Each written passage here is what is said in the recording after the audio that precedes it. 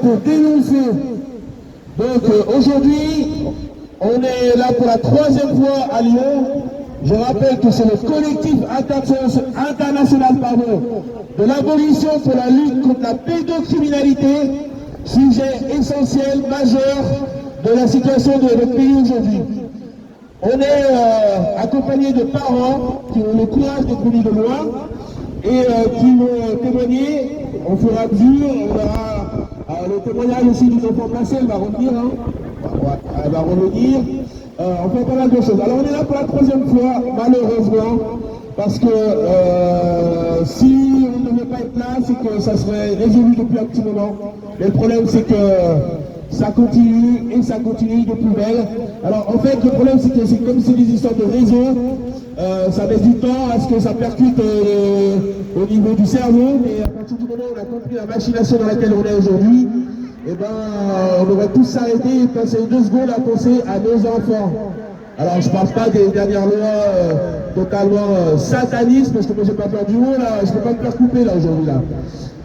Que l'on vit, de la perversion de nos gouvernants et qui nous laissent crever la bouche ouverte. Mais l'essentiel, c'est de se battre pour sauver les enfants. Alors, moi, j'ai pas tout à fait la même situation que certains parents ici, parce que moi, j'ai 3 enfants et j'ai pas eu de placement. Donc, c'est une situation plus familiale.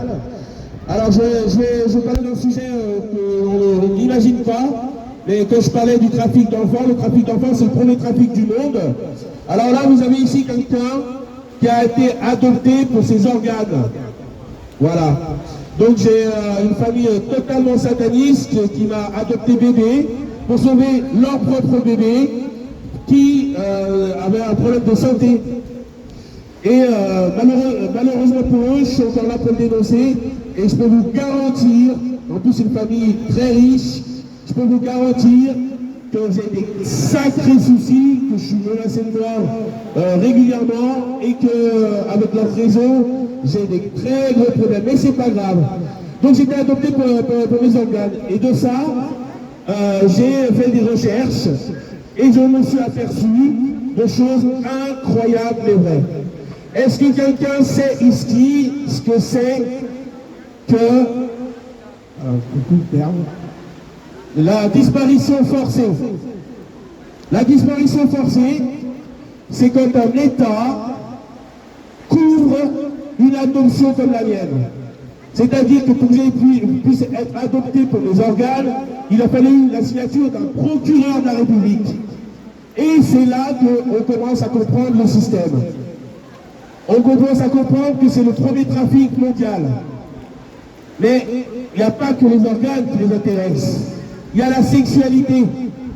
Et c'est ça qui fait que ces gens-là protègent tous ces réseaux-là. C'est des réseaux internationaux. Je le redis pour que ça percute dans la tête de chaque Lyonnais ce soir.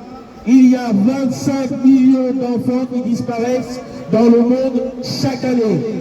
Donc là aujourd'hui, actuellement, on est 12 000 en France, de Lyon. Il y a Rennes, Paris, Marseille, Dijon, Toulon, Toulouse, qui sont en train de manifester comme nous. Alors, ils ont plus de chance que nous parce qu'ils ne peuvent pas. Je sais qu'on est reliés dans le monde entier, puisqu'on est reliés en Suède, on est reliés en Suisse, on est reliés aux États-Unis.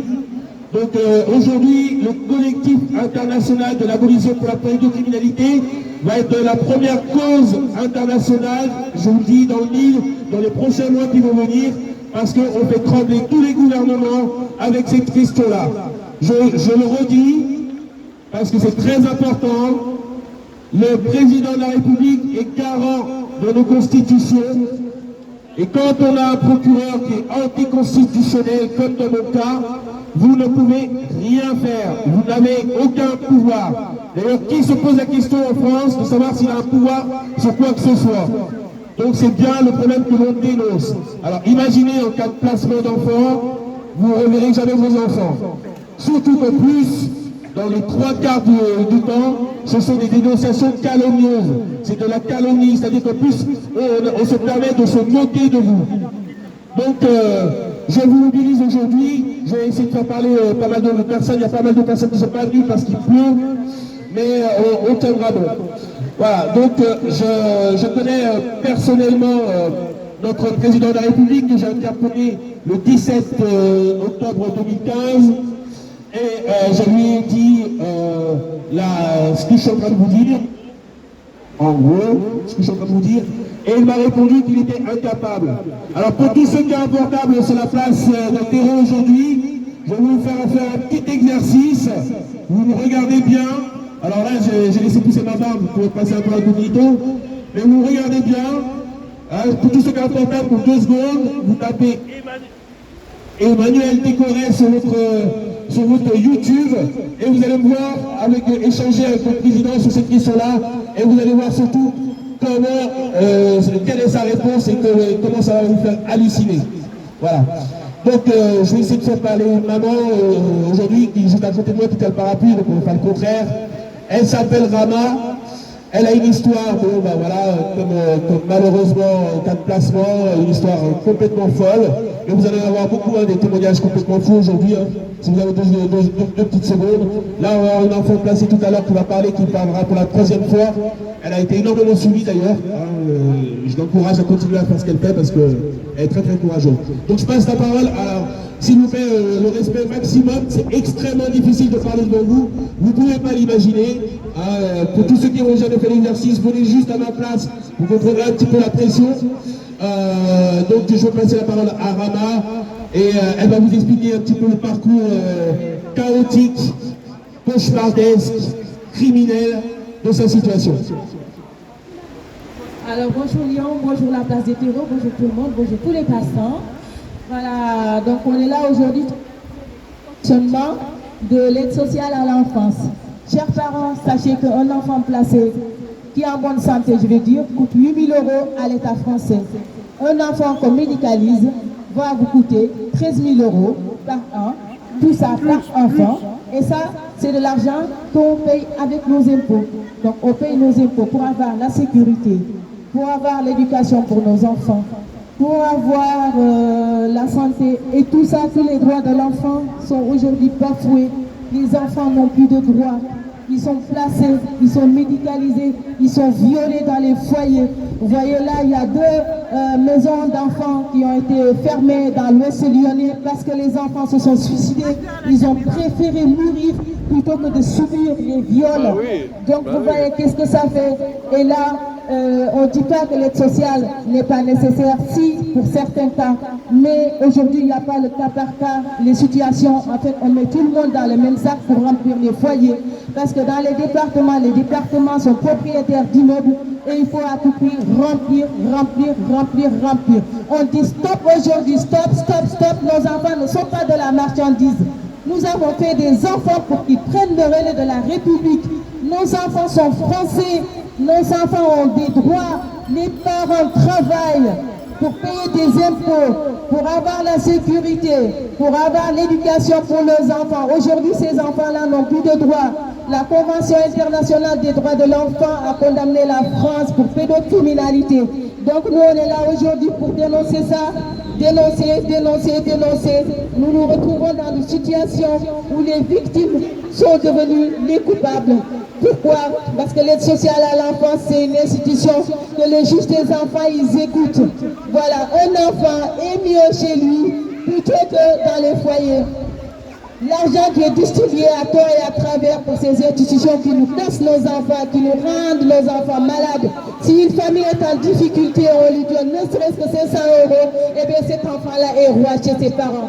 Et c'est pour ça qu'on est là aujourd'hui pour dénoncer Lyon, la place des terreurs. On vous incite à nous écouter, ne serait-ce que pour dire la qui est là. On n'est pas là pour le plaisir, on n'est pas là pour supporter la pluie, le vent. On est là pour dénoncer des dysfonctionnements. Et notre collectif, il est international. Voilà, les crimes qu'on dénonce aujourd'hui pour la pédocriminalité. Nous sommes présents à Lyon aujourd'hui, nous sommes présents à Marseille, nous sommes présents à Paris, nous sommes présents à Rennes, à Toulouse, Marseille. Partout, on est là pour dénoncer ces crimes. Voilà, donc aujourd'hui, moi qui vous parle, il y a 10 ans, j'avais pas connaissance de ce sujet-là. Je me disais c'était pas possible. Et oui, c'est possible parce que ça s'est passé en 2010. Et là, en 2024, 14 ans après, je me retrouve à être une victime d'une situation pour laquelle en 2010, que je me disais c'était incroyable, ça ne pouvait pas se passer en France. Et oui, ça se passe en France. Voilà, messieurs, dames. Je voudrais juste faire un petit rappel qui est quand même extraordinaire, actuel, parce qu'il faut parler de l'actualité. On a un gouvernement aujourd'hui qui va vous assommer au niveau des impôts. Soi-disant, il recherche 60 milliards d'euros. L'aide sociale à l'enfance, alors je vais être un peu plus précis sur les chiffres que donne Rama. L'aide sociale à l'enfance coûte à chaque Français 50 milliards d'euros. Et c'est pas 10 milliards d'euros, c'est 50 milliards d'euros. Parce que il y a le tarif du placement qui va de 8 000 euros à 22 000 euros, parce que quand c'est un MDPH, les enfants handicapés, c'est 22 000 euros. Ça, c'est l'enveloppe de 10 à 15 milliards d'euros. Sauf qu'il faut payer toute cette mafia. Les salaires, les juges, les chauffeurs, les véhicules, les foyers. Et là, on arrive à 50 milliards d'euros.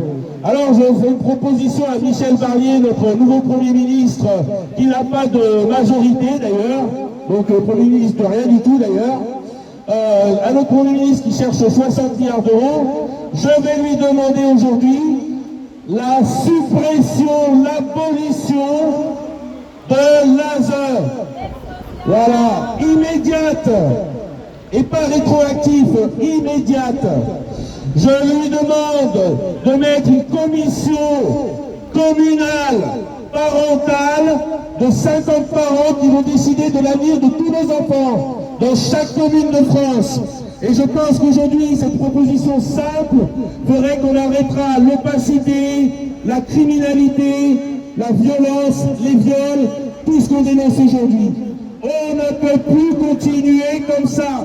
Je vous invite, chers Français, à penser qu'ils vont réduire les allocations chômage, ils vont encore déduire des choses pour que vous n'ayez pas vos droits, pour vous galériez encore plus. Mais pourquoi? Parce qu'ils veulent continuer encore ce trafic d'organes, d'humains, de violence. C'est leur kiff. Donc je demande à Michel Barnier qui va m'entendre, parce que je sais qu'on est très relayé, je sais qu'on est même actuellement suivi par l'Élysée, parce que j'ai mes sources et à chaque fois on a des retours. Je vous dis, il y a un mois à peine, le conseiller juridique d'Emmanuel Macron nous a répondu sur cette question que le président était incompétent. Alors si le président est incompétent, nous Français, nous sommes compétents pour gérer nos enfants.